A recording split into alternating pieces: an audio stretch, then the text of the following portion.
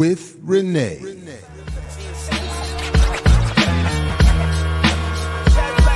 Yo. We wait all week and all day for more. Saturdays with Renee.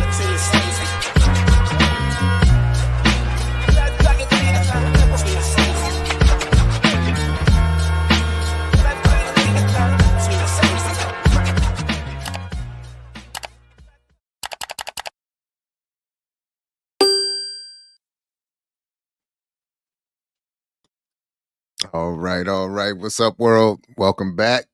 What up? Another edition of Saturdays with Renee, episode 68.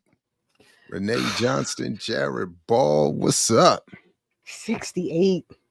I feel like how did that happen?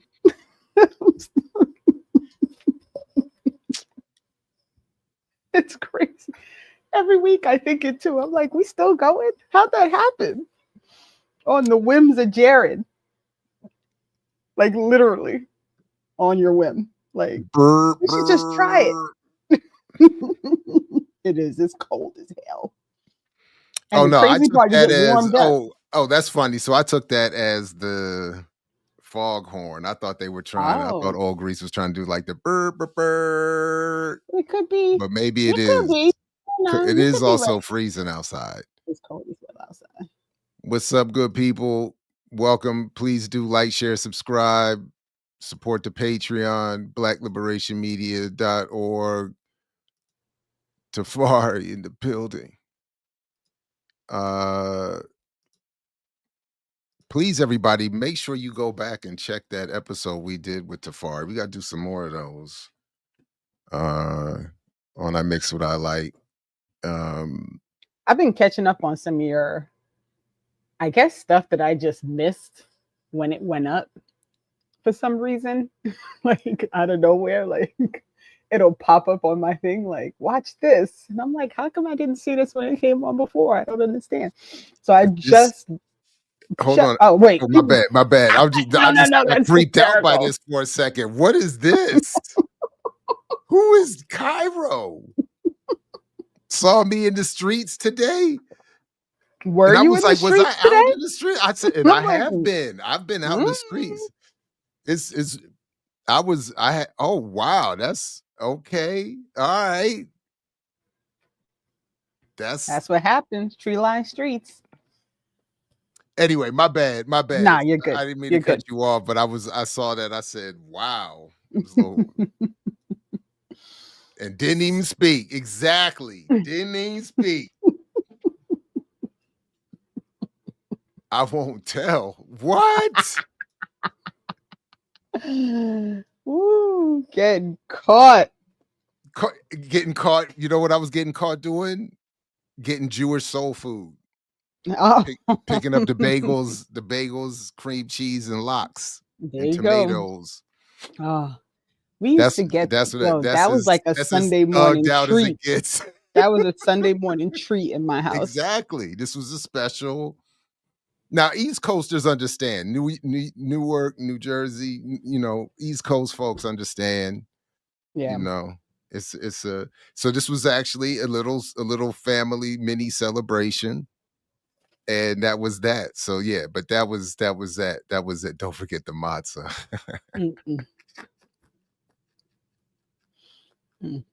How's the fam? Anyway. How's the fam? Oh, everybody's great. Yeah, no, everybody's great. Baby girl is my youngest. Back to school? Well, she's my youngest is still in school, but at the today that's also where I was this morning, dropping her off at the vet where she's doing her veterinarian intern. Whatever. How's her knee? Her knee is, it's where it's supposed to be for where she is now. We had a little drama with some physical therapists, doctor conflict, and we had to switch up so that everybody's on the same page. But and my oldest is going back to the campus later today, unfortunately. I'm gonna have to. So that was, so we still have a. She is such. She really is a sweet person.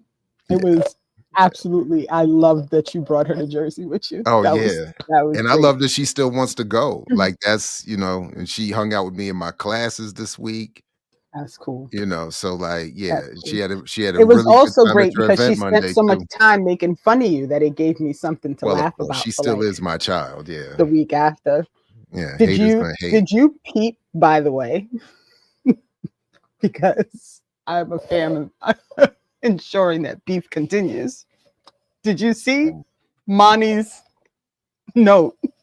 Oh yeah, no, Her yeah, that I mentioned it yesterday that I called, I'm waiting to see. Every time I see, I'm waiting for her. Said I look like I work at the coffee shop.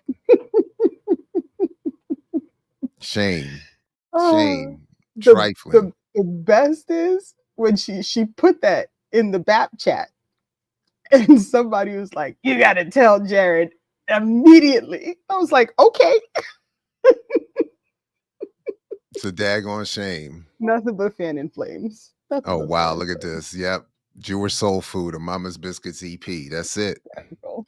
And do you know when I was in the Navy, we used to go to a live blues night, a couple of us once a week. They had a live blues night at a place called the Jewish Mother, a bar called Mm. the Jewish Mother, and they had live blues there. Uh, Well, showed up right yeah. on time to miss Me- us talking about her. How you gonna say I look like I work at a coffee shop though? I thought you know what I thought it was all good just a week ago. That was Wow. messed up. That was messed up. And then you know what was worse is that of course you do, right. And my daughter agreed. She was She like, "Yeah, did. She yeah, got on you. That was funny, man. yeah." And then they made a little meme out of the way I was sitting because my back. Then they making fun of the way I'm trying to stretch in my seat. And that was a whole little icon in our phones and our chats and That everything. is It's rough out here. hysterical. It's rough out them streets, man. The family, if the family can't roast you, You know what I'm saying? You all know. good. I hope you're well too, by the way. Hope all is well over there. I'm You know. doing as well as capitalism will allow. So I'm here.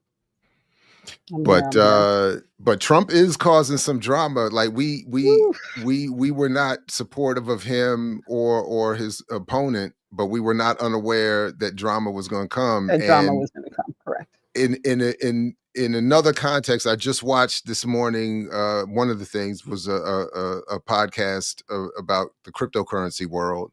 Mm, And they made a point that we've been making in our household here. I know you've been making that, among others, is that Trump, part of their plan with Project 2025 was to come in with their own kind of shock and awe, hmm to sort of blitzkrieg, pun intended, all of us with this just a mass amount of things. He's just doing Right. everything so that it's difficult to keep up with, follow. And I think also Yeah, to distract, right? exactly. Like if you're watching this list of never ending executive orders, you're missing Right, some of the things that are happening that are actually really problematic. right. but because you're looking at the long list of I mean this is what he does. None of it's surprising in my opinion. Um, but I was saying to someone else, like, I guess because like I figured this is what was gonna come. I'm not like, oh, you know what I mean? Like this is what he was gonna do. He was gonna come in and sign a bunch of stuff. But it's interesting the things that people are not talking about. So something I don't see people talking about is that his son-in-law, Kushner, is now the largest shareholder in an Israeli realty firm. Mm, And he's got like, I think it's wow, 10% now. Um, and they're fully focused on expanding the settlements.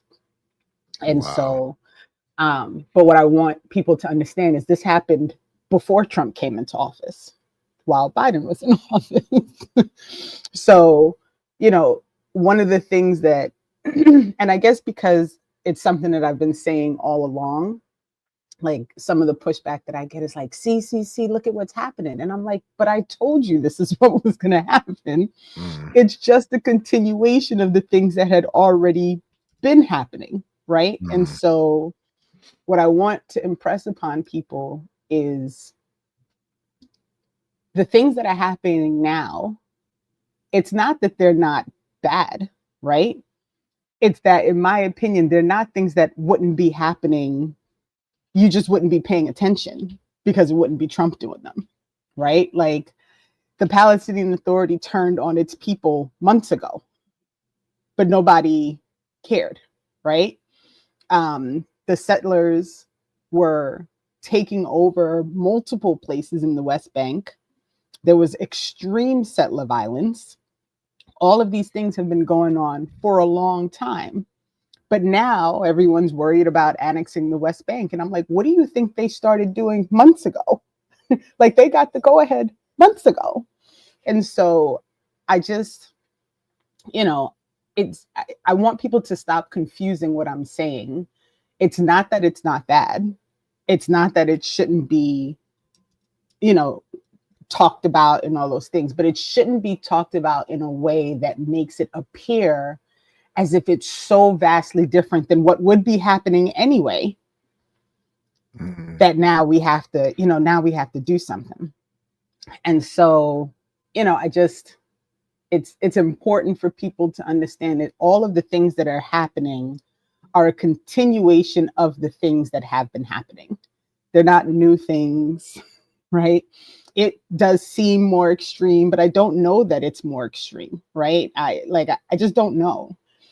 But what I don't want is for people to fall into the trap of believing that things are so much worse now that we got to just settle back for the Democrats, because that is how we always end up in this problem.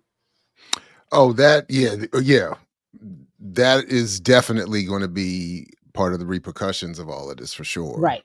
Right. So it's good to start immediately calling that out, and uh, yeah, calling people's Right. attention to that.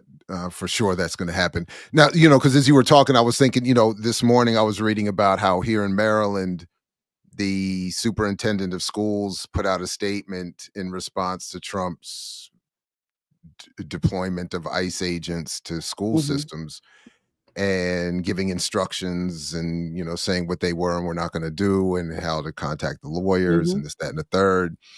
And I was thinking, on the one hand, again, as you were just saying, how we shouldn't interpret this. I was thinking, so that may be in some way a scaling up, or an abuse of what exists. But the point for me would be also that, to your last point, is that it is ramping up of what exists, that ICE already existed, that Right. ICE agents have already been doing things, and in many ways terrorizing communities for a long time, and that they are here to be abused in this way, speaks to what you're saying about, let's not fall right back into the same Right. patterns and bring it back to what was, and get to where we were 4 years ago, which was being told, okay, everybody relax now. Remember when Biden got elected, everybody Mm-hmm. was like, okay, like their sanity is back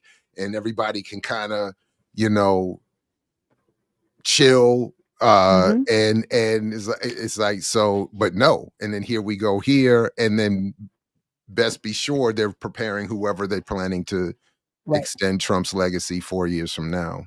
Right.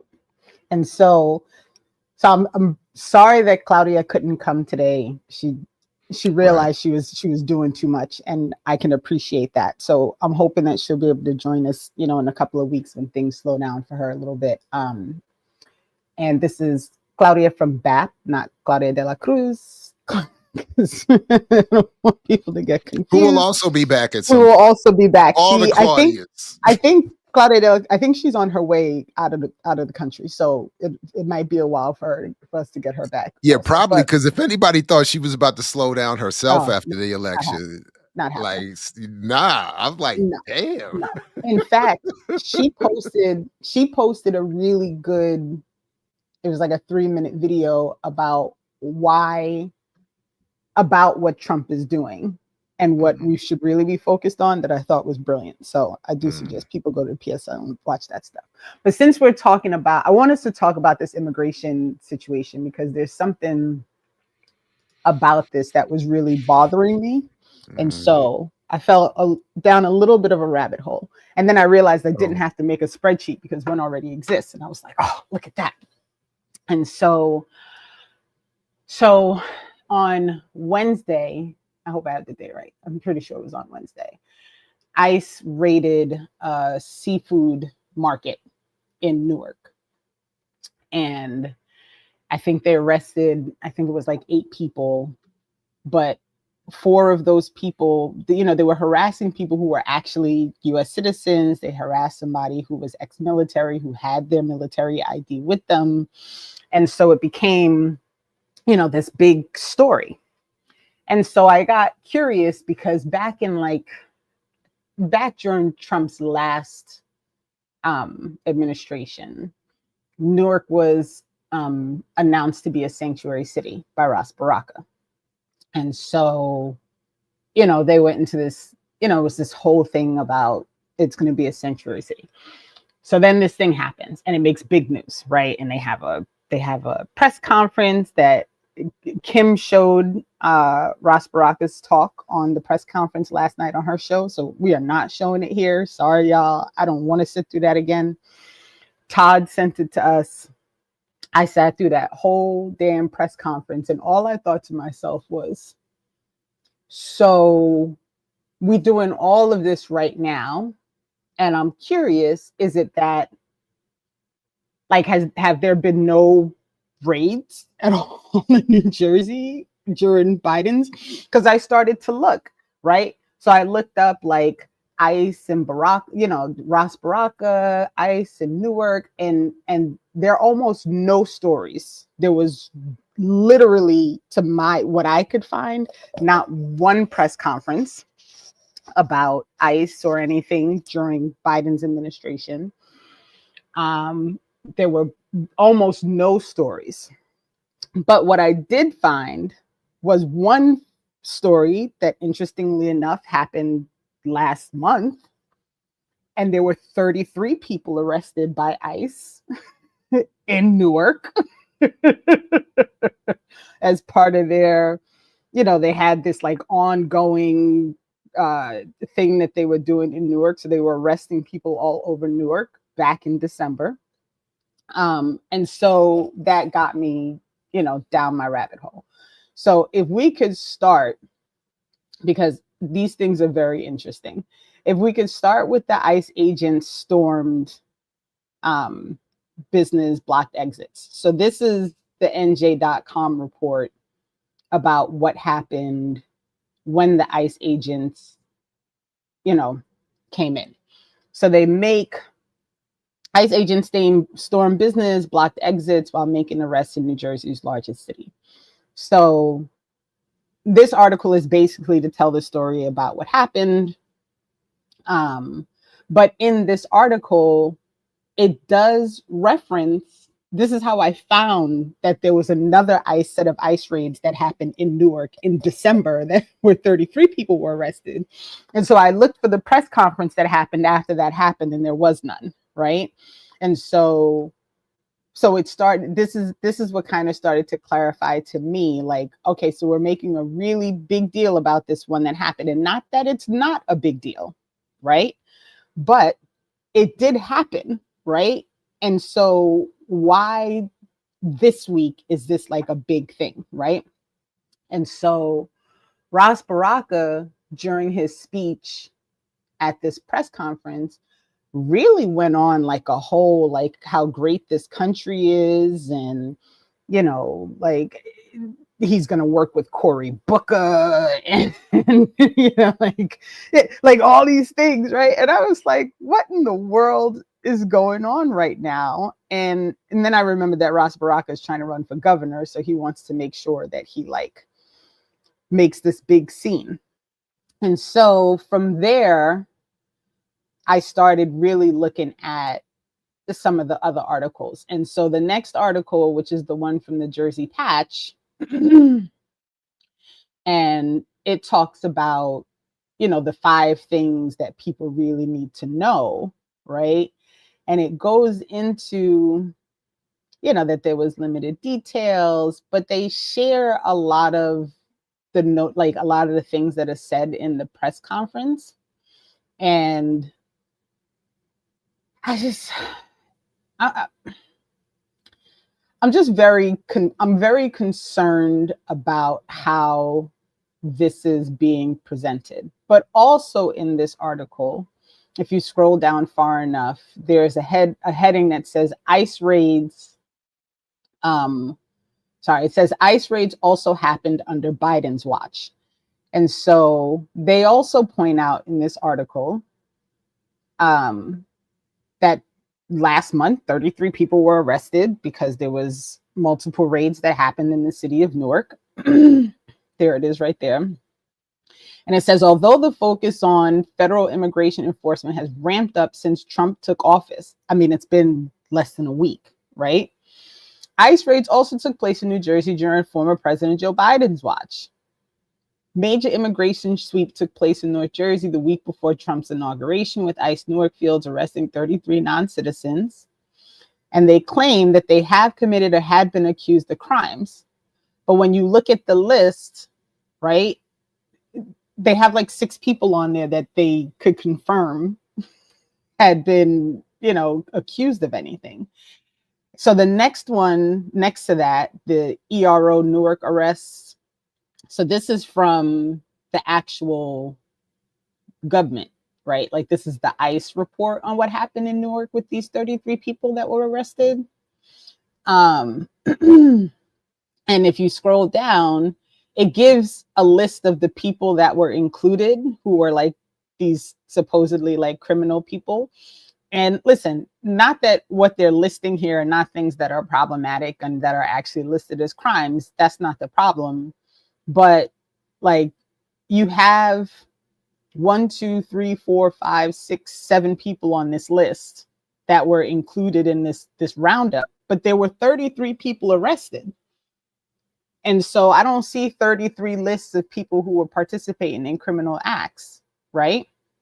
And so I want people to be very cautious about how the media is responding and how cities are responding to what's happening right now, because in my opinion, it seems to me like, so now we have a problem because, again, and I've said this multiple times, because Trump's doing it, right? Now it's a problem. But where were we over the past, I don't know, 4 years, right? So then I started to back up a little bit more because I was really starting to get curious about like what is going on. So on the next row, there's a press release from the immigrant rights advocate. Oh, sorry. No, this is the one. So this act is something that is, they're fighting for in New Jersey, and in all these press conferences, you'll hear people reference this act that they, that's in place that is kind of held up right now in state legislature. But the act was put in place in September of 2024, right? So this is like months ago, right? In preparation for the fact that people were afraid if Trump, I think that if Trump wins, like these things were going to come. So let's try and put this thing in. It's still a battle, right? Like I don't know that this is going to pass in the Jersey legislature, but I am confused as to why this only got put forward in September of 2024, right? And so I was like, all right, is it that there was like an uptick in September? Was there something that we missed? Like, I just don't, I don't know. I just wasn't sure. So after I found this and realized that this act that and they mentioned this over and over again in the press conference, which is what made me look it up, because I started thinking like, okay, well, when did this thing get put forward? What was the impetus behind it? What's the fight about? Whatever. And when I realized that it just got put out in September, I was like, well, okay, well, that's probably in part why, it hasn't gone through yet. And it might never go through because you know how these people get. So the next line, hold on, before we go to that one, underneath that, there's an article from The Hill. And I'm not really a big like Hill reader, but there's a group, a national immigration group, who is pushing for their campaign called Papers Not Crumbs. The Consecha is the name of the group. And this is the article that they put on their website as part of information about what they've been doing. And so they have a really big contingent out of Jersey. And I happened to actually meet one of their organizers. And so I only share this article because Consecha shared this article. Otherwise, I wouldn't really be big on sharing The Hill. But you'll note that the article is from 2021, April 2021, right? And this group has been fighting to try and get actual legislation to help with the immigration issue since 2017, right? They've been going. And they protested because they were upset that, Biden came into office talking about trying to clear pathways for immigrants and, to help with people seeking asylum. And he broke all those promises within the first 100 days. And so I want people to be very clear that this is an issue that's been ongoing. The issue of immigration and people who are attempting to find, help under their immigration status. This is ongoing. Okay. So the next thing that I want people to pay attention to is this article by CBS News. And this article was posted in December of 2024. And so this is something that I really desperately need people to understand. Deportations by ICE jumped to a 10-year high in 2024, surpassing Trump era peak. Message.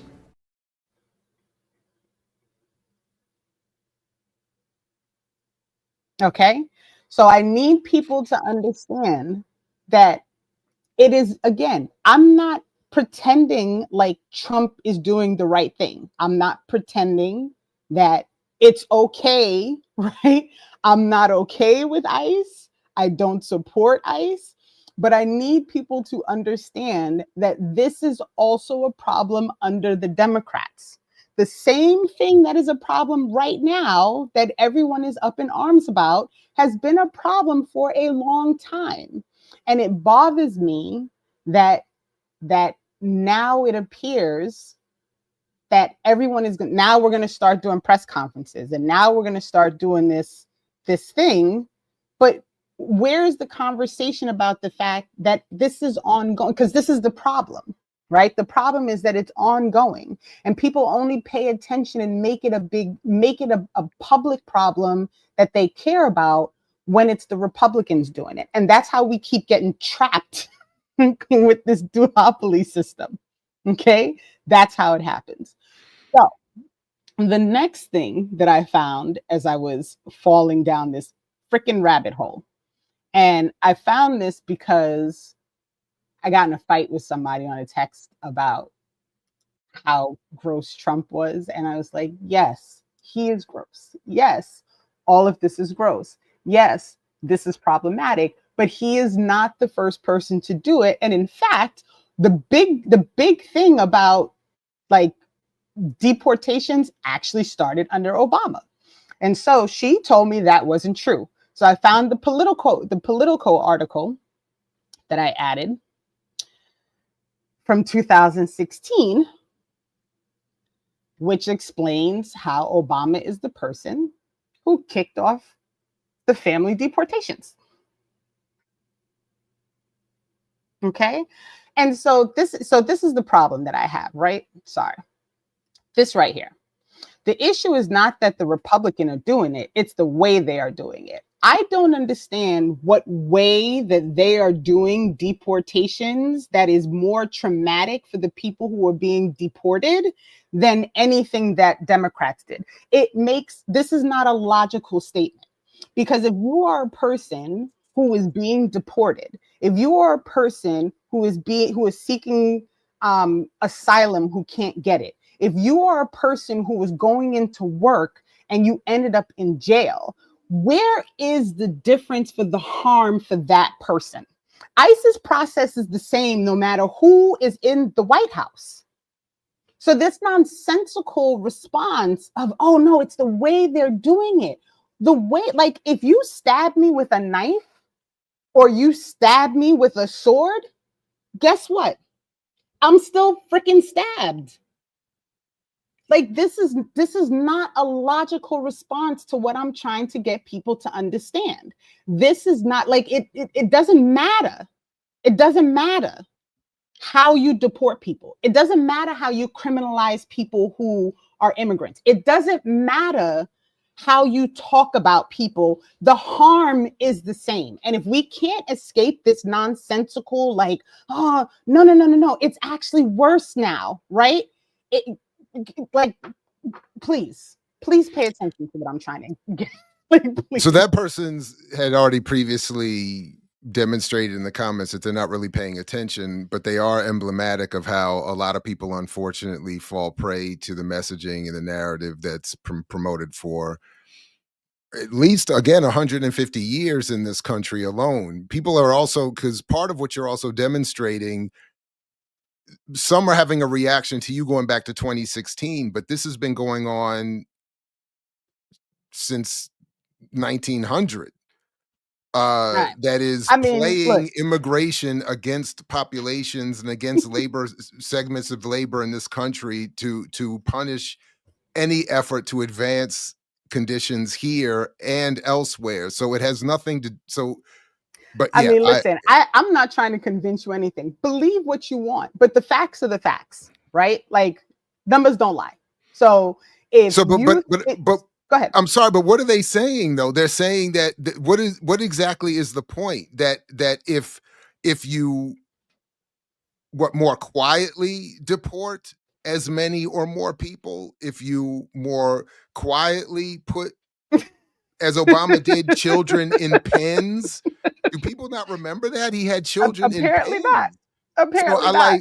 like and Yeah. then and again, Renee is not arguing that Trump is good, as some of them have already been saying in the comment section. The point isn't that Biden bad, Trump good. The point is they're both bad, and to avoid going back to that 4 years from now, we should be looking critically at all of this and doing something differently. The point is to stop all of this, not to just get it to Right. slow back down to a more Right. comfortable, warm temperature for you. Right. So yeah, And then they're yeah, also ignoring that you're, I mean, it's not like she's not showing, I mean, it's not like she's not showing her work. I don't, that's what's also frustrating. That the yeah. propaganda that I know better is effective Right. in having people react even to evidence and data and proof in the way that they do. It's wild. And then to attack you for it. It's Yeah. not even, we can't even disagree, or Right. can I raise a question? It's, oh no, You're you just wrong. you're You're wrong, wrong. and the Yeah. Trump bad, Biden good, I mean, whatever the hell. I mean, Yeah. I it's can't. wow, So the next wow. thing that people are up in arms about, which I mean, it's pretty gross, not gonna lie, is the US, the ICE like X reports where they talk about how many people these posts that they're putting up. about how I'm many sorry. people they've arrested? Forgive the interruption one more No, time. you're okay. I did it for a whole other reason that I'm going to get into later. But before all of those folks leave this chat, I I get it. It's on my channel, but please go watch. It's a 9-minute clip of Dylan Rodriguez talking about the liberal counterinsurgency. This is what, in effect, Renee is also talking about, that there is a whole long-term state-sponsored project to put important issues into the mouths and hands of liberals to assure that we never get anywhere.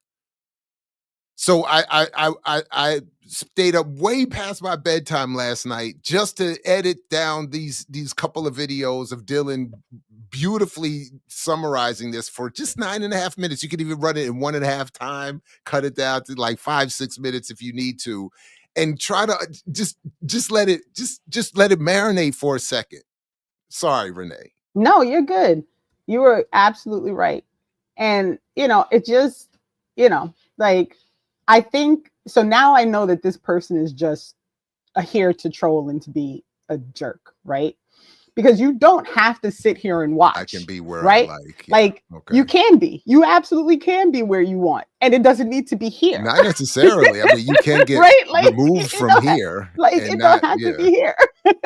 You don't have. Anywho, so yeah. the X things, these updates that ICE is putting up on X to show how many people they're arresting and detaining, and because they want to make sure that they keep account, right? And so so the thing that I think is funny, not funny, let me not use the word funny. The thing that I am watching to see is how these numbers change over time, right? And so if I think I'm going to pay attention. I might actually follow this ICE account because I want to see how the numbers change. Because on January 23rd, which is the number that was up when I went to look, right? It was like 539. It was 538 arrests, right?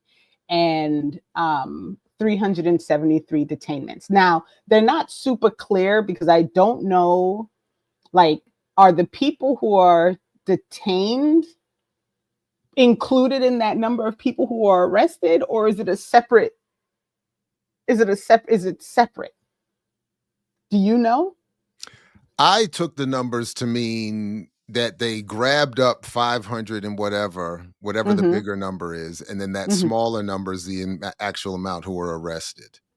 That's how I take it. Right. Yeah. So I'm not. So it's interesting because I'm not really sure, and it's something that I didn't take the time to double check to see what these numbers actually mean. But this is what I did do, because you know how I get.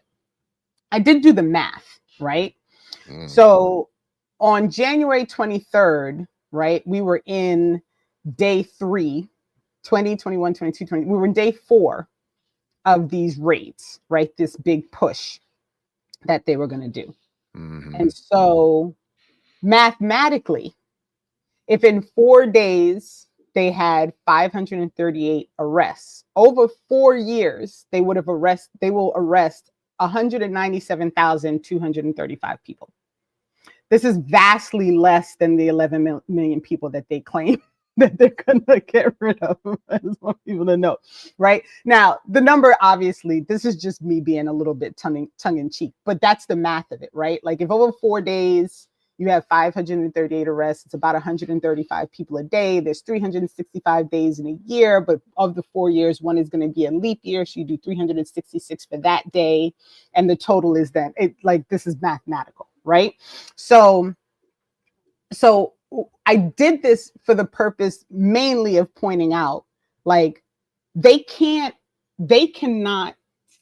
literally, I don't think they had the capability of deporting the number of people that Trump claims he's going to deport.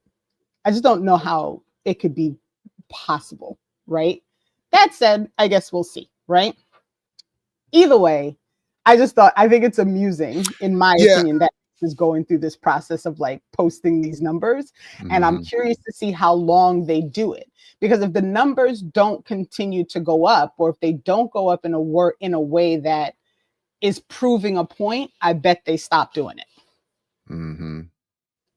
Like, I think for me, this is all part of the like, we got to make sure we have people focused on what we're doing right now so he can prove that in his first few days he did it. And then Mhm. after a while, it'll just slide away. And then people will go back to ignoring it the way they went back to ignoring it when Biden was doing it. And then that'll just be what happens. You know what I'm saying? Mhm. Mhm. No, I agree, and that's similar to what even those crypto critics were saying earlier, that they were they got into Renee level depths on the financial side. I would have to go back, and they were way beyond the detail I'm capable of keeping up with. But Yeah, I their don't point understand was, cryptocurrency either, but I well, probably should be reading more about how that's all working. and it wasn't just the cryptocurrency itself, but these regulations that he's apparently trying to push through. But their point simply was that he's trying to quickly show his crypto supporters that he's doing what he promised he would do, even if he can't do it. And they were raising the same point you're raising regarding immigration, that they just don't even see how i- i- i- all of it could be done, Right, even if people, even if the infrastructure tried to accommodate. They were like, right, I don't really see how this is going to happen. But right, it's part of this shock and awe, we're here motherfuckers thing. and right. and it's got everybody kind of scrambling, and with some good cause too. I mean, people are, you know, he did shut down cancer research. You know what I'm Oh, saying? he's You definitely know, wild. he's wilding out. So He's nobody's out definitely here wild. like this is Yeah. good. And I just want to quickly, because I keep forgetting, the wildness is also, as he's doing all this about whose birthright and this immigrant and this, that, and the third. Has this man ever married an American citizen? You know what I'm No. saying? If we're really, you know what I'm saying? Like i- the hypocrisy and the contradictions are crazy. But Right. we just don't, as far as I'm understanding what you're saying, is we don't want to lose sight of the fact that the Democrats have participated in producing the context in which he can do all of this, and are looking forward to happily benefiting from that in 2 and 4 years, when they start to rebrand themselves as the saviors. Right. So Right.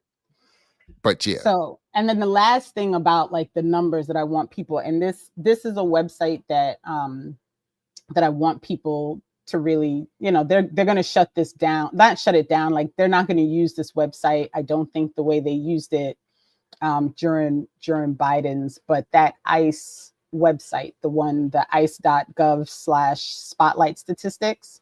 Mm.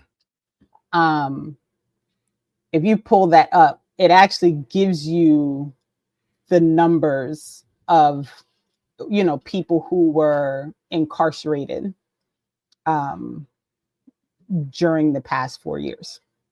So if you scroll down, and I hope I put the right page in here, because there were dashboards that had like charts.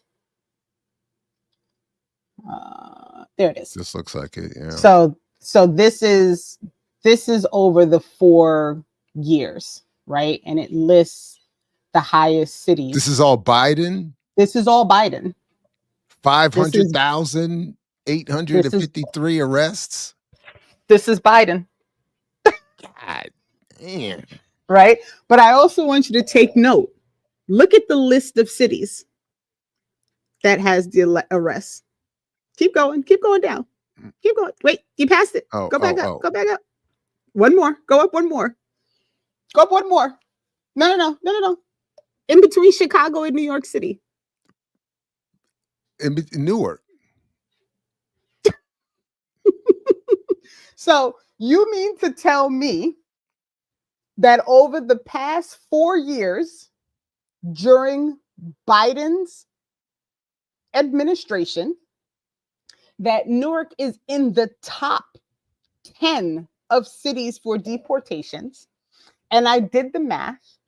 31,229 people over those 4 years between those three groups. 31,229. But y'all waited until yesterday to get on a screen and do a full-fledged press conference where you talked about like how outraged you were by what Trump was doing when Biden did it for 4 years in your city and you ain't did not one press conference about it. You barely got any news coverage. I couldn't find anything about how high the numbers were in Newark during Biden's administration. Not one. So this is the again. Go ahead. But 1 month in, he's already got one press conference about the issue because Trump is doing it. This is the thing, because I said it a couple of weeks ago. I think, in my opinion, a lot of what is going to happen over the next 1 to 2 years, and then it'll go back to the same nonsense when it's time for the next election, will be a lot of like, here's, like, oh my God, it's so bad, it's so bad, it's so bad. And they never pointed out what was so bad when Biden was in, but they'll point out what is so bad when Trump is now in, so that you feel like you have to go back to the Democrats. This is my issue. And I don't really know how to address it. And I wasn't planning on watching that press conference, but Todd sent it. And when Todd asked me to do something, I try to watch the things that he asked me to watch. So shout out to Todd. Maybe he's in the chat. But I do feel like this press conference was nothing more than a bunch of people jumping up to represent how outraged they are by a problem that they allowed to happen for 4 years. But now that they recognize that people are, like people will jump on board because it's Trump doing it. Now they're okay with that. And it's like, this is really problematic for me. And I'm sorry that people don't think that it's a problem, that it was as big of a problem, because they were quietly deporting more people than they ever deported in 2024, right? Like, I'm sorry that people don't think that's a big deal. I'm sorry that people are so readily able to dismiss the harm that is caused by a system that allows people to be treated like they are not people. So one of the things, and maybe we can, I didn't think to ask you about this before today, and I don't know to what extent it's ready to be dealt with at the level that you've established for the show. But one of the things that I'm think is underlying some of the criticism you will get from some segments of the reverse hashtag affiliated Black community is that that it has been promoted with some success that immigration hurts the quote unquote Black jobs. And that when that quietly, even when Obama was setting records, a lot of folks were like, good, because not a lot, some of the reverse hashtaggers and affiliates in the Black community were saying good because we're in competition with them. So I don't know to what extent that's happening this morning in the chat, but I do know that that exists. Yeah. To some extent. So I know that the studies have been shown. We've even shown some of them, but I think there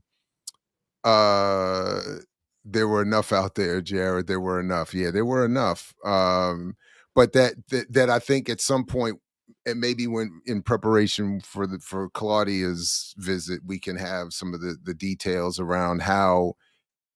Because I feel like we just did this recently. We showed some of the numbers of how immigration does not negatively impact Black employment, and in fact, the opposite. Right. But people don't read Beloved, so and they're not news isn't encouraged to them, framed in the proper way, often enough. So anyway, I just wanted to throw that out there because I think, in terms of this issue of who's been doing the deporting, Right. And that's you're really, you're you're I think, showing it. So right. I think my real outrage is, it's not, my outrage is, I don't like for people to sensationalize things when it's convenient for them. Right. right, right. Like, don't sensationalize the trauma that is being put upon immigrant communities by what is happening right now, because it's convenient for you to do it right now, and because it allows you to perpetrate this fraud as if you're on the side of the people. You weren't on the side of the people last month. And if you, as mayor of Newark, are now gonna get in bed with Cory Booker, Mr. We gonna give Israel all the money, right? Cory Booker, who was the initial person who upped the amount of cops in Newark. Cory Booker, who shouldn't nobody be in bed with Cory Booker, but you announcing at press conferences that you're gonna work with Cory Booker. Like, can we stop this bullshit?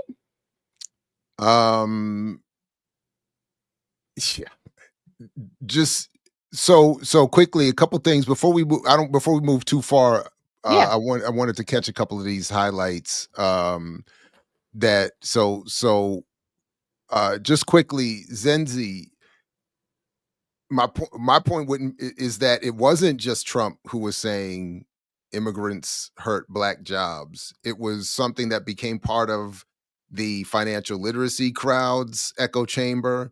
It became part of like Breakfast Club adjacent echo chambers. So there were Black targeted media spaces trumpeting, some kind of a pun intended there, that Mm-hmm. language to Black communities. So that's kind of what happens a lot.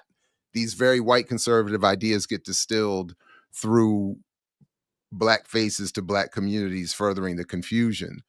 But then, Renee, you also have some interesting requests here. Can you do a statistic for the people class?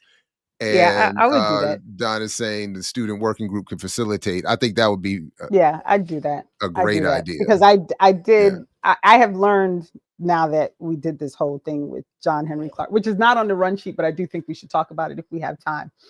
Okay. That people don't understand what statistics are. They don't understand how statistics are calculated. They don't understand what a percentage is. They don't understand that all this shit is like literally elementary school divisional math. Like, this is not, it's not hard math, right? And so, yeah, I'm down. And I highlighted this because Yeah, that's wild. so here's, and this is a conversation that I actually had with a colleague when I was still working at my previous job, because they were talking about, how there were teachers who were actually leaving their regular public school job and making money to teach in migrant communities through nonprofits or whatever. And what I really want people to consider is that there is only a strain on any resource because capitalism, right?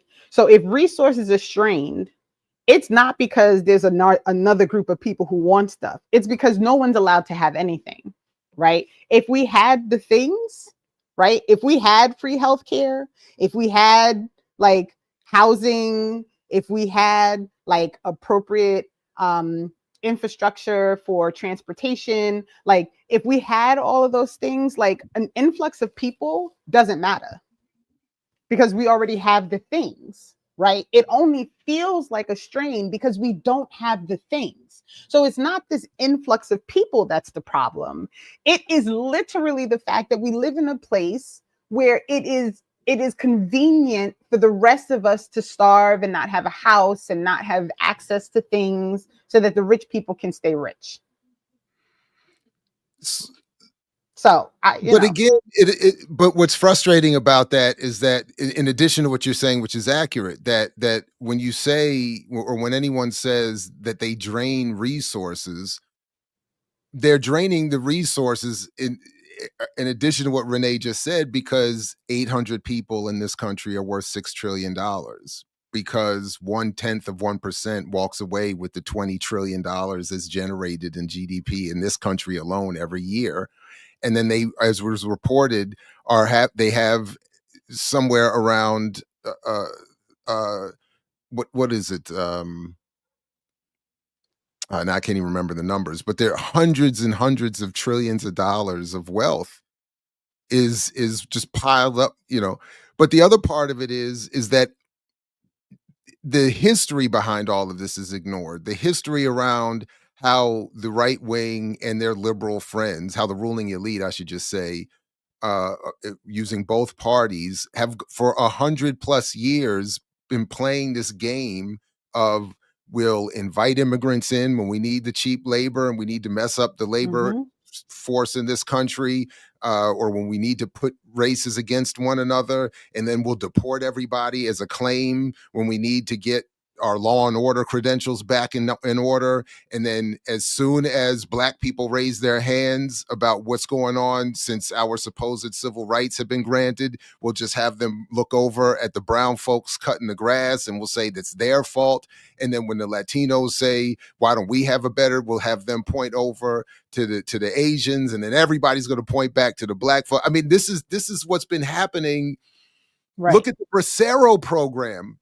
The late, great Dr. James Turner, I always say, that had to study a little bit of the Bracero program in the 1940s. It was so obvious. It was like white folks going to war, bring in the Mexicans. White folks coming back, send the Mexicans back home. And they have all the associated propaganda around it. And we are just constantly Right. Right. it's just super frustrating. It's super frustrating. So Right. yeah, Right. yeah. So the last thing that I wanted to share, and this is the last like row of things, row 7. So there are a lot of resources I'm sorry, available. Renee. One more thing. No, I'm sorry. no, you're good. You're We good. really do. I used to I used to joke about this when I was quote unquote more active. Like I wanted to have these goofy, like I wanted to do stupid stuff like drive around the DC, follow the DC bus tours with like a megaphone, telling like the real history of the city as people went to the monuments on their little open bus tours and stuff. But I think we need to have like, we do need to take like bus rides to rich communities. We need to just drive, like, the next time you start wanting to point at the Mexican dude or the Asian behind the counter at the store, the corner store, we need a bus tour. We need those. We need to take a ride to really see. Like, let's go to the point where we get stopped at the gate and we're told you got to turn. We need folks to see that's who's making all the decisions. That's Yeah. who's benefit. We got to take people to parts of cities where they don't even know exists.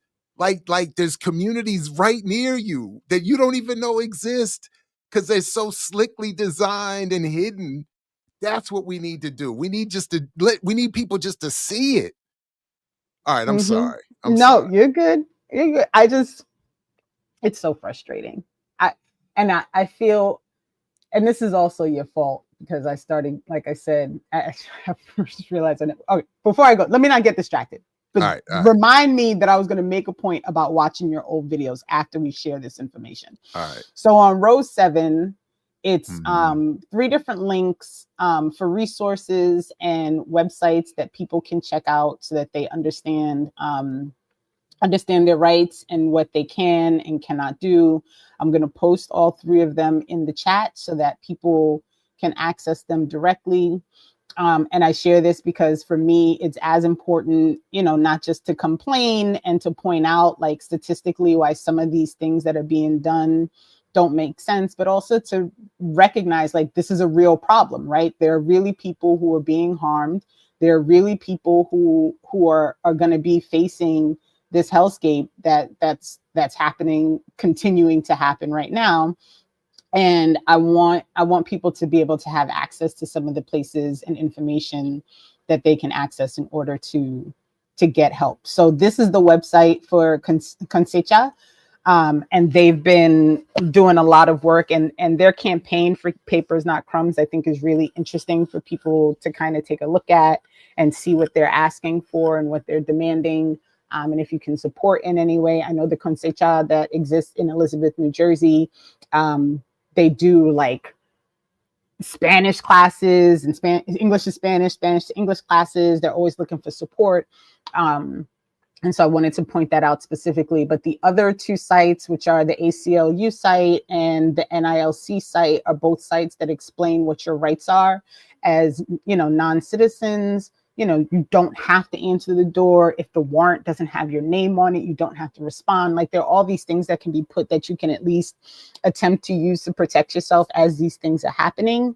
And so I wanted to make sure that we shared those resources for people. And the NILC one, I think, is really interesting because it's basically like, here's how you protect yourself no matter who's president. And that was a great way to put it. But I wanted to drop those resources in the chat for folks. And there's some that are specific to New Jersey. I know for Public Square Amplified, I think we're going to start doing like a specific page for immigration rights that people can utilize to get access to resources and people.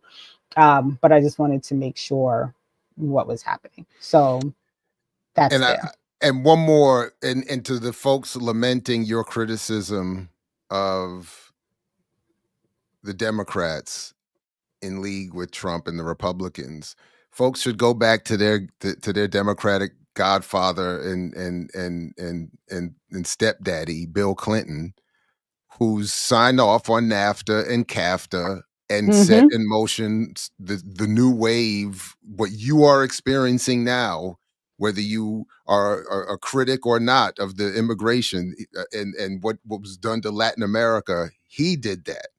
And I was even there myself in those streets with the labor activists protesting, where it was the Black activists, it was the labor movement. Everybody was out there telling Bill Clinton, no disrespect to the Latinos, but the real, when what you're doing in damaging them is going to ruin everything here. So don't ruin anybody. Like you're making it.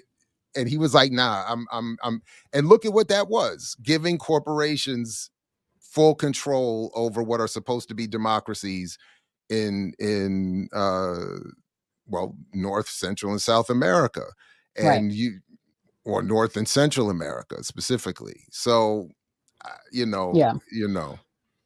Check the history. And somebody brought up, and I don't necessarily disagree with this. I've worked in higher education and STEM programs for over 15 years. I've seen how all other quote unquote minorities began getting slots over Black students. It is real on the ground. I'm not discrediting any one person's experience. Like, I'm sure this is exactly what you've seen. But again, this is a problem of capitalism, right? And it's not really, I really want people to understand as, all right, before I say what I'm about to say, let me backtrack just a little bit. So I was yelling at you at the start because, because I've been watching your old shows, right? And so sometimes I get wrapped up in it and I'm like, when did he post this? And I realized you posted it like 8 months ago and I somehow just missed it then.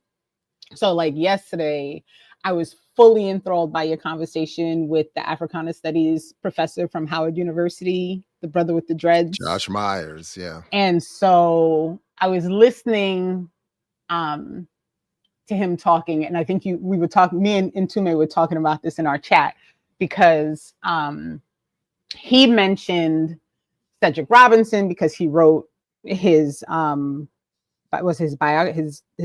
he wrote. Yeah. Mm-hmm. And then, but in mentioning him, he mentioned his book on Black Marxism, which, funny enough, I just bought. Right.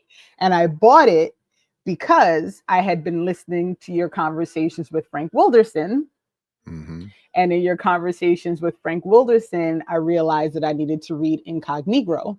And when I went to buy Incognito, Black Marxism popped up on the sheet as a book other people buy when they buy Incognito. So I bought Black Marxism. Now, let's be clear. I ain't got no money to be buying no books, but whatever. I couldn't help myself. And so that had me thinking about the Afro pessimism. And then that was part of your conversation also with the brother from Howard about whether or not, like, you know, Afro pessimism was I can't remember what exactly he said about it, but he was mentioning that, like, for a little bit of time, it was the only thing that people were talking about, and that we have Mhm. this way of like moving from theory to theory to theory. And for a moment, like, the theory is the thing that everybody's talking about, and then it kind of goes away, and then they move on to something else. And I just found that to be a really fascinating thing, because as I read Afro pessimism. Well, correction, I listened to Afro pessimism, which, by the way, Frank Wilderson reads, so I feel like it gives like a whole different like Oh, take to that's listening interesting. to it, because it's him, Yeah. it's his voice reading the book. Mhm. um and so I took a lot away from that book. And so when I see notes like the one that I just pulled up, where they talk about, Black folks being replaced, I think about Frank Wilderson now, Mhm. right? And I connect this idea of, we are all, Black people in general are tools of a capitalist system. And they don't really care which tool they are using to appease their capitalist nature, right? So for me, this replacement thing of bringing it's not really about we want to replace Black people specifically. It is about we want to bring in the cheapest and easiest tool that we can bring in order to make sure that our capitalism profit grows, right? So they're not just they're replacing all workers, in my opinion, by bringing in immigrant people on their HB visas in order to do whatever job it is that they're looking to do. I think I think sometimes we get, and I could be wrong. This is me, like, very, very early in some of my thought process on this, and kind of putting together some things that have always been in my mind with an actual theoretical structure. um, which is, it's not solely about us as a people, because they don't really consider us people, which I fully agree with. Right. And so I'm still working on how this all like kind of plays out, like, long term. But I am not I am not convinced that this is specifically about just replacing Black people, right? Like, I just, because No, I don't think they care enough about Black people to am I making sense? no, I mean, first of all,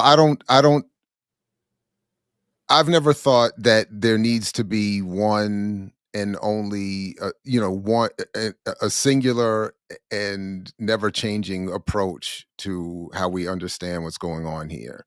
So that's one thing I just want to quickly say. The other thing I want to quickly say is that as much as I appreciate Frank's work, as much as I appreciate Cedric Robinson's work, and Josh Meyer's work regarding that, I also would one day want to see more of an honest and even loving principled discussion debate that involves what I know some time ago Dr. CBS brought up regarding Cedric Robinson's insufficient appreciation for what happens when African people around the world pick up communism and Marxism.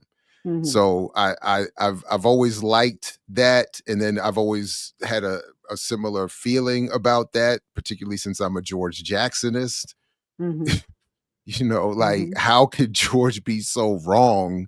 How could Marx be so wrong if George anyway, Right. so I just And that. then you But have then these. one No, more go one ahead, more go quick ahead. point about what you were saying about the immigration, because you're on some, to at least some extent, I fully agree with what I understood you to be saying, and I was thinking of Frank and his incognito and his story about South Africa, and then what's happening in South Africa right now with beefs between South Africans and Zimbabweans and Angolans and Namibians about immigration and who's supposed to be and Nigerians in South Africa being said to be, you know, the problem in depressing the wages of South Africa. I mean, it's all, and I'm sitting there and I'm watching this and I'm reading this and I'm saying,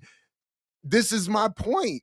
There's probably not a white person. Well, I don't know about South Africa, but I was going to say there's not like a white person directly involved in sight, and yet it's the same exact nonsense. The boundaries that European imperialism created, the social and material relationships held together by colonialism and capitalism, got the same nonsense being said, whether it's a South African talking about a Nigerian or a Black American talking about a Latino or a poor white. I mean, it's on some level. So whatever I do in my agreement with Frank, and I'm traumatized by race, that is still going on, and Right. it's bananas. So Right.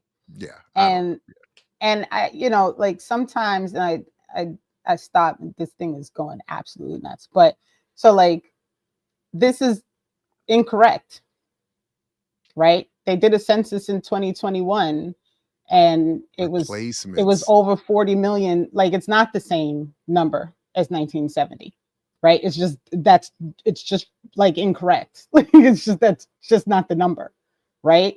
And so, you know, I really urge people to take some time to like to read, you know. Wait, is that really a white guy telling a black? No, I don't think. Well, What's you know, happening here? I don't That know. black people are being replaced by Latino.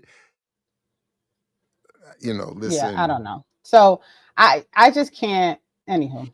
But again, but again, to what I think what Renee, where you started us today, and what I think is so important about what you're arguing is that, okay, I'm not even here to like, let's just grant for the moment, okay, yeah, black and white people don't white people don't like black people, Latinos don't like black people, the Mexicans and whoever's coming across the border don't have any particular love for black or white or whoever, they're just trying to survive. However, whatever you feel about that, the response, the solution is not a retreat back to Democratic Party and certainly Republican Party talking points, Fox News and MSNBC ranges of debates and arguments. The solutions are not to be found there. So if nothing else, I would think we could at least, for the most part, find that thin thread upon which we can agree or around which we can cohere for a moment.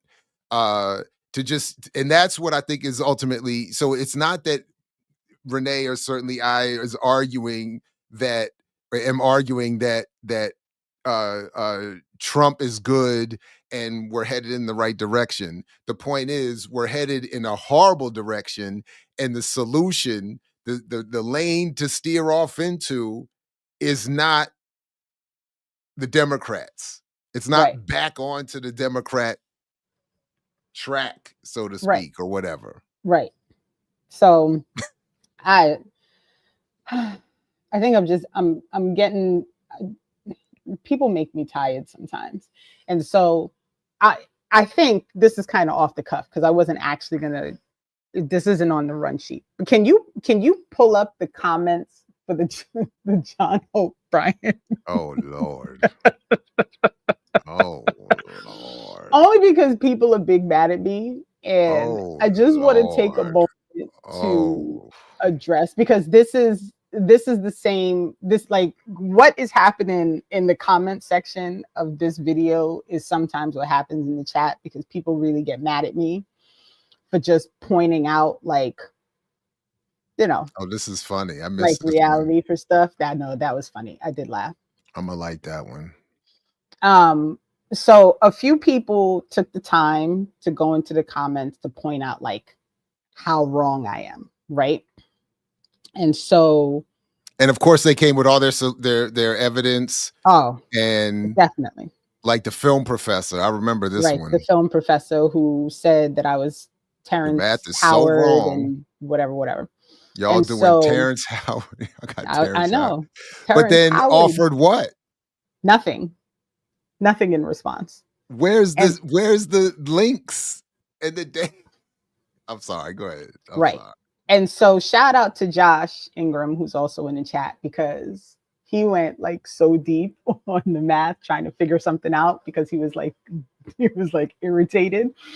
Um and so Josh and I talked yesterday because I wanted to make sure that I had not missed something in the math. And so what it turned out to be, in all honesty, and it may just be because this was a clip and not the full video, because I can't remember if I actually said it. So the core problem with talking about home ownership is that home ownership is based on households. It is not based on people. So the conflict that I have when John Hope Bryant says, 44% of us own a home, is that it gives people the impression that 44% of Black people as people own homes, right? And what it really is that 44% of Black people who own homes lives in a home they own. That's what it is. And when you look at the numbers, the actual numbers, there's the census lists over 47 million people as Black in the country. There's over 17 million households. So when you look at the numbers, it's out of 17 million, not out of 47 million, which is a really big difference, right? So the reality is that 44% of about 32% of Black people own homes that they live in. And so, but Josh, he impressed upon me that I should probably try and make it clear that the differential is that you can't exchange households for people, because you could have one person in a household or you could have 10 people in a household, and it's not, so you can't just say 44 not you, I mean in No. But general. I'm saying I understood this, and Okay, and it could just be because it put was the a clip clip. together. But I thought that was made clear in the clip i because I wasn't sure, the and clip pretty much encompasses the entire discussion of that issue from that show. yeah. So I don't think anybody can, in good faith, watch just even that clip and not understand that you were making that point. But I okay, mean, I'm I'm glad, just going. I'm just saying it out loud. Josh and I had a nice little chat, and he was really doing some math, and I was like, "Wait! Here's the thing," and he was like, "Ah," and I was like, "Okay, good. I wasn't wrong." but again, I want to reiterate: if film professor or anyone else comes back with their version of the accurate numbers, maybe we could be helped in seeing the error. So, it's the same thing that in fact, somebody on that liberal counterinsurgency video commented saying, basically, you don't put any solutions in the video.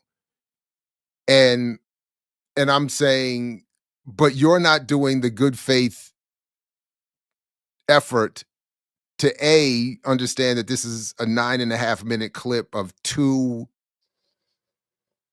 at minimum, two longer conversations totaling well over 3 hours. And Mhm. then and you're not also in similar, in that similar vein of putting in a good faith effort, coming back with, okay, here are the numbers you claimed, here are why I think that they are incorrect, Mhm. here is how I best think it's understood, here are some links, here's how I did the math, etc., and so forth, instead of just showing up in the chat with your Terrence Howard, which is crazy because Terrence Howard, which I've watched a lot of, never has any data He never I does what you do I and didn't comes in even there with like the links. fact that he has a thing that even could be like referred to was news to me. I was like, what does this Oh, mean? no, because Terrence Howard, good for you. No, no, he doesn't. So Terrence Howard has been, in addition to teaming up with another similar Looney Tunes, Billy Interesting. Carson, has been out here on some wild claims about, well, Terrence Howard specifically, about science. He's basically said the entire scientific community is lost. He said 1 times 1 is not 1, it's 2. 1 times 0 is not 0. He's saying, like, the math is, he's completely, I think he sounds bonkers to me if he's right. But again, I'm no math person, as you know well. But for him, but he's basically saying, again, with no evidence, that he has arrived at a whole new math and a whole new science, Mm, and this existing scientific community is wrong. And then he teams up with Billy Carr's the dude who is a wild character. And that's yeah, so crazy. yeah, He's that's he's on some, yeah, unfortunate. exactly. He's on some Lord Jamar. Yeah, they are the twin towers of lunacy, him and Lord Jamar. Like, Mm, what it really is they've both gotten caught up, I think, in that sort of, well, the dark enlightenment, that Peter Thiel extended community of the existing world is trash and we're going to save it with our very neoliberal, neo-colonial ideas. And part of it is to say that that everything you think you know about math is wrong, everything you know about religion is wrong, everything you think you know about history is wrong, wow. and we've got the, again, with no data, we've got all the actual answers, and it's just Wow. And I find it fascinating, like people who are like, your numbers are wrong. I'm like, the numbers that I copied from the census, because I but didn't make up okay, no numbers, right? Like I didn't. I'm like, wait, but then where are my show it. numbers? Right, But then, no, no, no. But then say it. But then say, Renee, you said these numbers. Here are the actual right numbers. right, Put it in the comments. Put a link. Send us an email. right. If the And goal not is, like yeah. we didn't include the link to the actual census chart that I copy pasted the numbers from.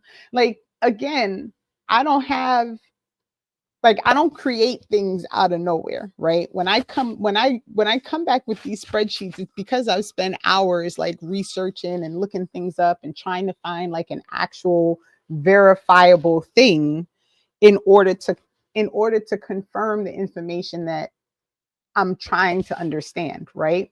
And again, statistics is not this is not a hard thing, right? A percentage is a math problem, Mm, literally, right? for, for some of us, with all due respect, for some of us, it's very difficult. But this is I, again my point. You did us the honor and showed us as an audience the respect of showing your work. You said, here's where I'm getting my numbers, here's how I'm interpreting those numbers, here's how I'm crunching those numbers, and here's how I'm now concluding. That right, is, even if you are wrong, you have done everything that is supposed to be done, and then those who can show you're wrong have all the material necessary to do it. So if you right, are, they should be able to show it without all the hostility and stupidness, if that's actually their interest, which is an elevated discussion and a collective understanding. right. I mean, and I don't and know.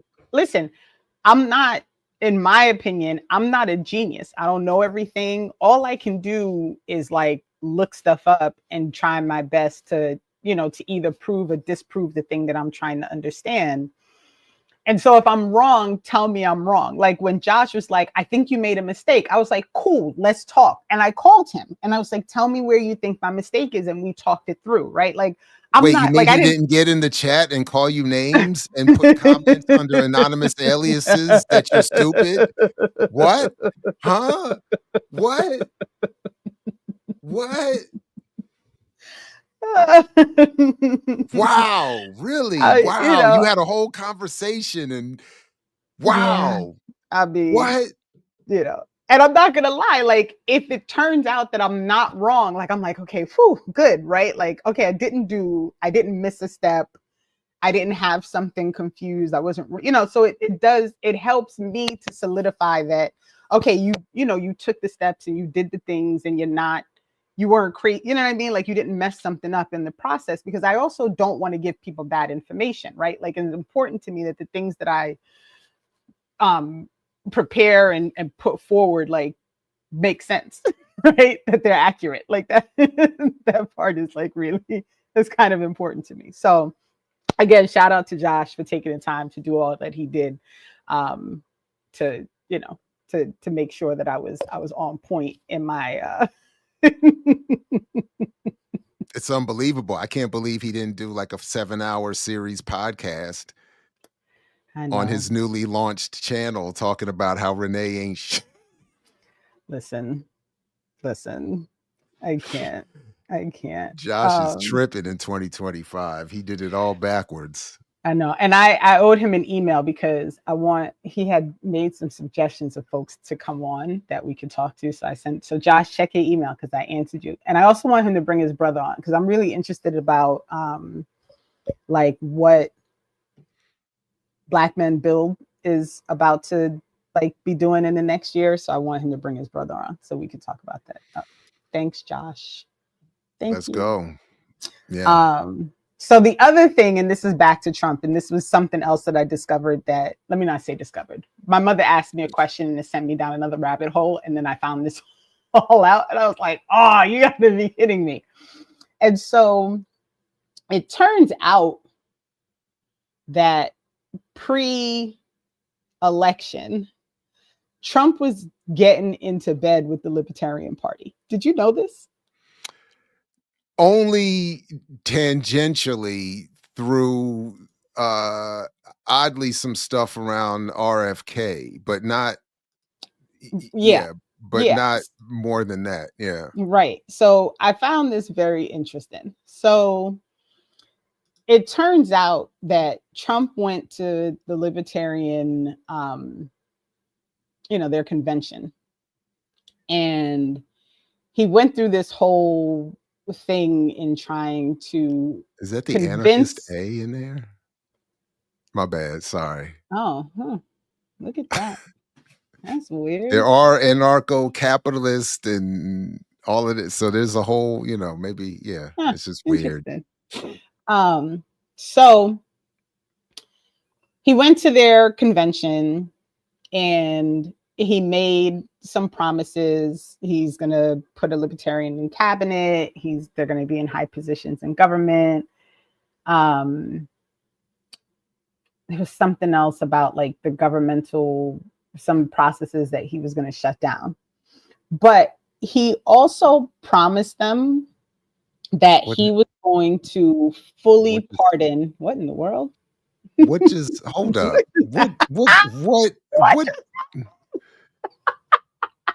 What takeover was that? Woo. So he also promised them that he was going to fully commute a dude by the name of Ross Ulbricht. I don't know if I'm Ulbricht. Oh yeah, absolutely. And in fact, on that crypto show I mentioned earlier, they mentioned that, and they said, oddly enough, that they felt that it should have been they said that he got a pardon and it should have been a commutation, so that much like, well, they didn't make this point, but much like what was done through Biden and Peltier, that he would have at least have to still be kind of locked up. And then they were just discussing whether or not they thought he would be able to actually get his Bitcoin back. And they don't think so. And they think that the government now has a pipeline to just take everybo's Bitcoin whenever they want. Right. And so the next article from Routers. That's terrible. I can't. That's terrible. But that's just crazy. They were like, wait a minute. So the crypto industry that when a handful of people own everything, funded this, gave all this money to the presidency to set up a situation where the government can now come in and take all your shit Right. whatever they want is crazy. I'm sorry. All right. So the next Woo. article, the one next to it, is from Yeah. Routers, and it actually details some information about this person Silk that Road. was Yep. released. And so I found this really, really fascinating because apparently he was running like a straight up black market. Oh, you don't know about, they even have a movie. No, There's even a movie about the, is oh there a movie? no. Oh yeah, No, there's a movie about this dude. There's I'll have to yeah, no, this dude was he, and it was like, he's like this is an unfair to everybody, but he's like the gangster version of Zuckerberg, even though what Zuckerberg is doing is real right, gangster. He, because you see in the movie, like he's hanging out with his girlfriend, he's setting up this little thing, whoop, whoop, whoop, whoop, whoop. Next thing you know, people are able to ship dope to right. each other. I mean, wild, right? And so, well, so here's the thing that But then I people want, started killing each other too. So right, yeah, like it got totally out of control. But here's the yeah. thing that I think people might have missed. So Trump made this promise at the Libertarian um, convention, and he was supposed to do it on day one. And on day one, he pardoned, as we know, the 1,500 January 6 people, and but he did not do what he was supposed to do for this dude. And the libertarians came for him. Mm, And so he made sure he did it mm. to make sure that he held his promise to the libertarians. A full and unconditional pardon. Wow. Yeah, that's what they were talking about on the crypto thing. They were like, it Right. should have been a commutation, because they were like, because they were even trying to say, like, we're not, super into locking people up, but this dude did do some shady.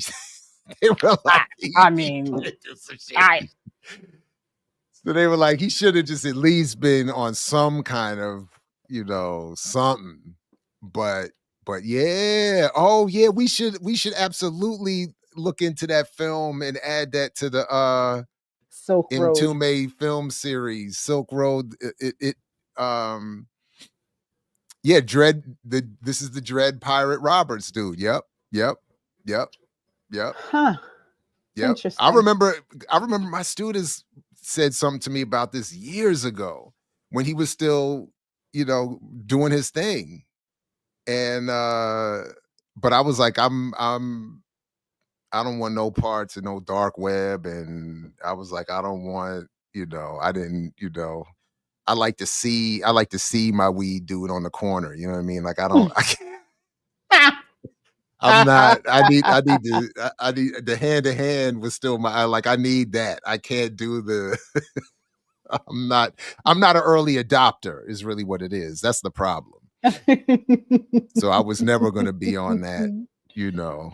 But yeah. Oh, That's so yeah. So I right. You learned don't need a. something You don't need an organ or two. Yeah, it's some wild. that They is were out there wild. getting organs, putting hits on people. I mean, it's yeah, I was like, I don't want, I'm good. I don't, mm-mm, mm-mm. Regular Google is Interesting. bad enough for me. Like, I don't need, But yeah, so yeah, Ah, I'd be happy to yeah, yeah. But I saw that he let this dude out, and this is a mm. libertarian, This Yeah, was a I big just it libertarian was thing. yeah, is that it, I just found it to be really it was kind of along the same lines as like Kushner being, the main, like one of the being the highest stakeholder in that. Like I feel like these are the small stories that people are likely not really paying attention to, that I feel like in some way, shape, or form are probably a little more problematic than I don't. Am I making sense? No, I think Like you are, but these are the weird stories that I'm like, are people looking at these small cross points on how these little things are happening, or are we I don't just know.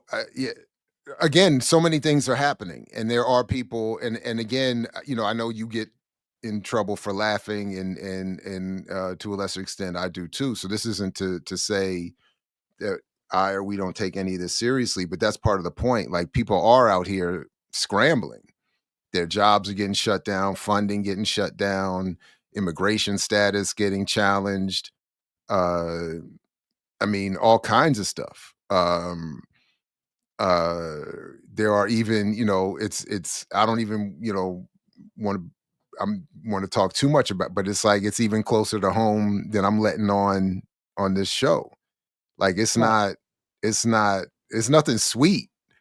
No, But as I've often said about my tears, whether they're laughter or from anger, they are crocodile. And you right, should look that up if you don't understand what I'm saying. You know what I mean? Like it's not but I don't know. But that's what I think. I think people really are scrambling right now, and whether they're just terrified or really dealing with something, they are gonna we all are gonna miss a lot of different things that are happening.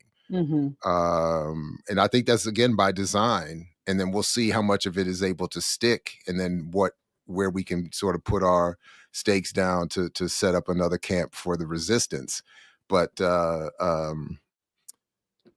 again, I just want to reiterate where I think you started is that the whole point being the answers are not back in that Democratic Party lane. That's not where we want to find the solutions over these next right, 4 years or 2 years or whatever people. right, And it's not just the immediate family. It's a lot of folks. It's a lot of folks because a lot of what's being threatened are what are being even thought to have been sort of wrapped up questions of citizenship and status.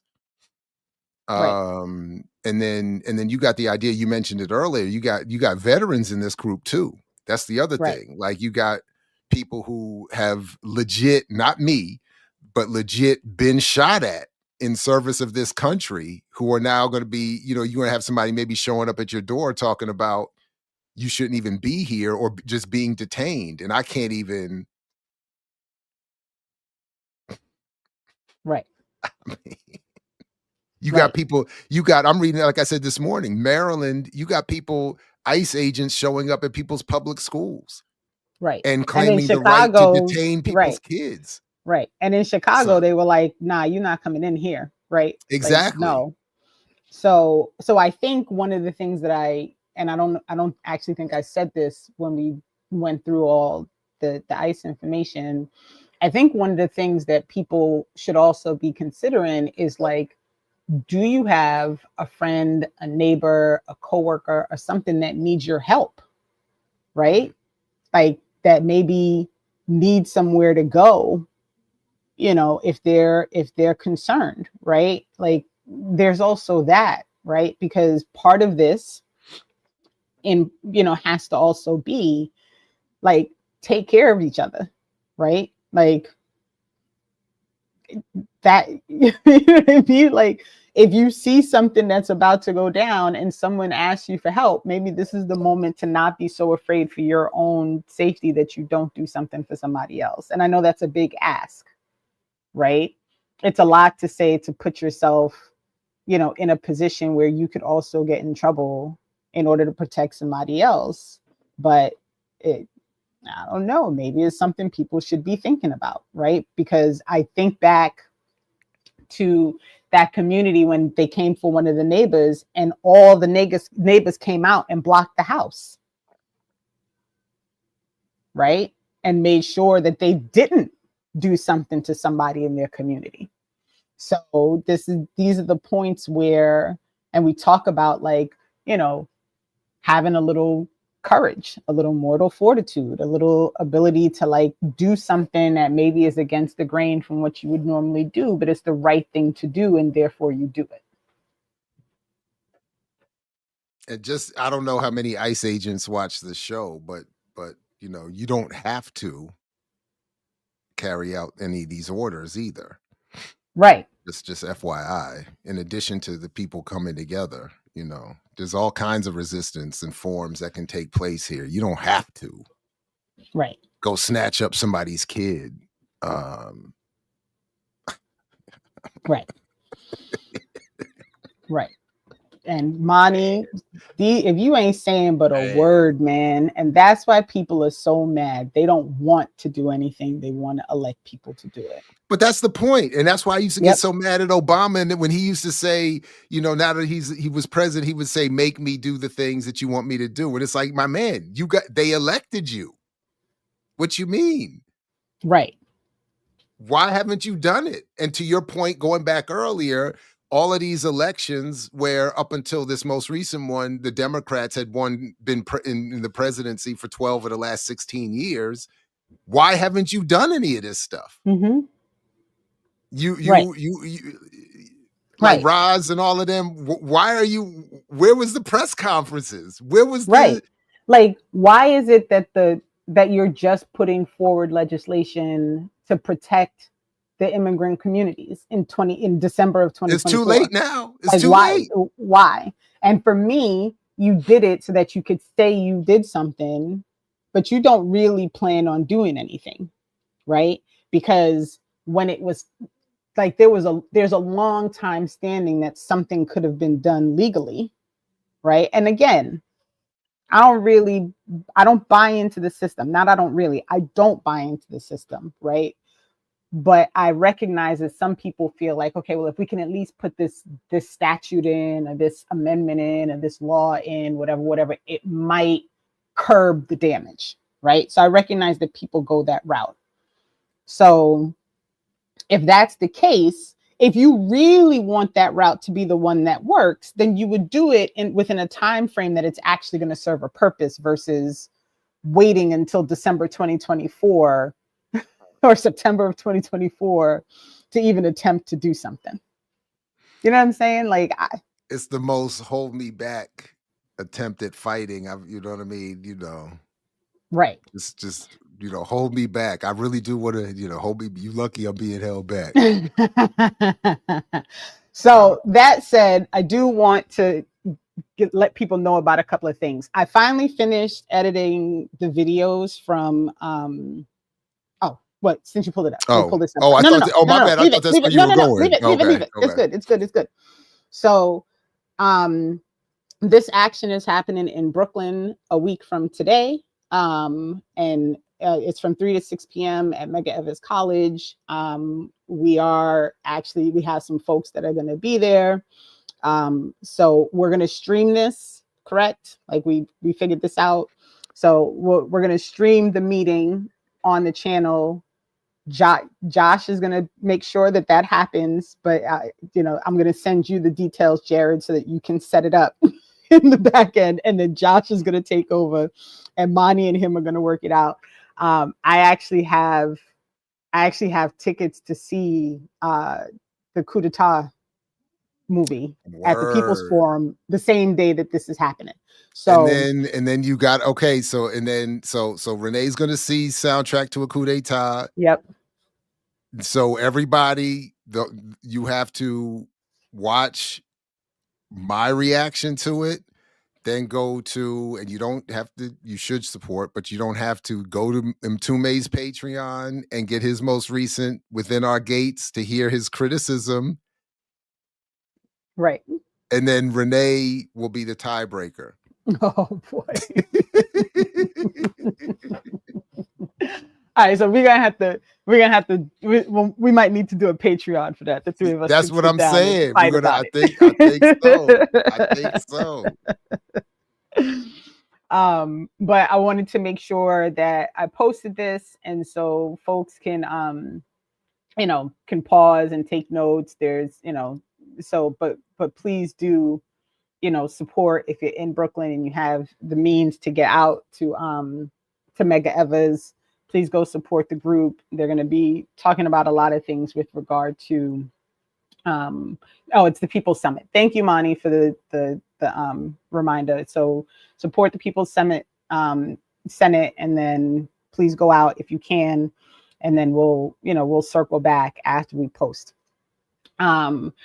What I was going to start to say, and this is my fault, I should know better than to put something in the private chat and then start talking about something else. So that's my bad. But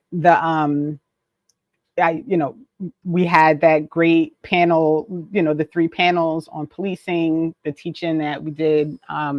Shout out to TJ and Mapso and Public Square and Teaching While Muslim and the Montclair Solidarity Group and all the folks in BAP, New York, New Jersey.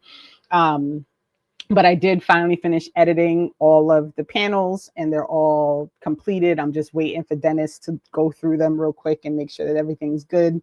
But he did all the filming, so I wanted his permission. So I'm going to turn the videos over to you, Jared, and then you can post the 3 of them as you wish to share so that everybody can watch the panels. But Dennis said that was fine. So they will be the possession of you once I send them to you. And no, I appreciate post them when you're ready. Definitely post them. And you all did a great job. It was great.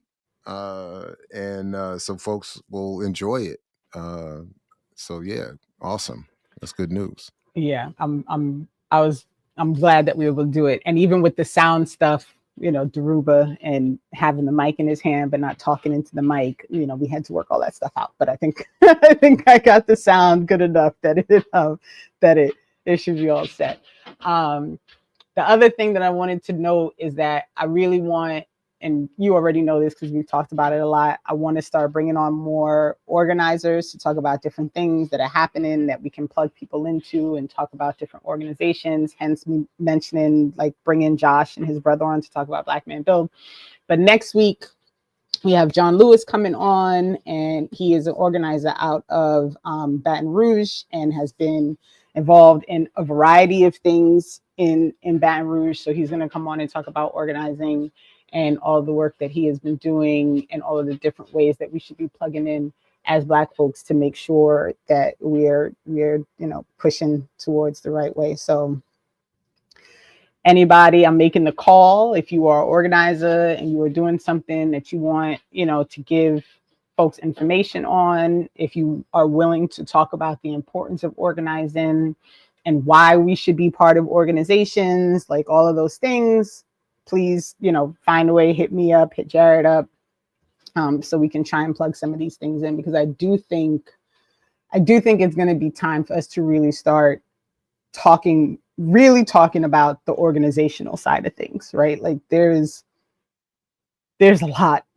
There's a lot that's happening, and the only way we're really going to be able to combat it, in my opinion, is if we organize and we work together to try and provide the means to support each other and to fight together so that we can get something done. So that's looking forward to it. No, it's looking forward to it, definitely. And folks, please, again, be reminded to ring the bell. Make sure you don't miss the notifications so you don't miss things like that great pop-up Ear Doctor did this morning, house music on a Saturday morning, was dope. And all the other things that are coming up on the platform, be it Warrior Class or Sundays or the Remix Morning Show. And Geechee has the new show. And Geechee and Dr. Bunchy Shakur, User Bunchy Shakur, have a new show, Dare to Struggle, Wednesdays. So yeah, I need to get that up on the site. He sent me the logo and I just realized I never put it up. Whoops, daisies. Whoops. And then folks, listen, if you all don't have anything better to do on Saturday night, I am doing a Saturday Night Live, a Saturday night, at 6 p.m. Eastern. Saturday evening live. The Elder Special dinner plate. That's what I need to start recalling, And speaking of Brooklyn, we're gonna be some part of what I'm gonna be talking about is the Saturday early evening, Monty said. Yeah. I watched the Chappelle appearance on Saturday Night Live, and then also the Chappelle and Black Star appearance on Drink Champs. So that'll be part of the discussion tonight. So yeah, among other things, got a lot of stuff. And then Monday on the show, Monday morning show here, got at minimum, imagine that, at minimum, Dr. Orasami Burton is going to be on, and then there may be some other special guests coming Monday morning too. So yeah. Ori coming out of hiding. Oh, I wouldn't say he's hiding. He's been busy. He was even out in he's in these tree-lined streets. He's so busy. He's even out here. But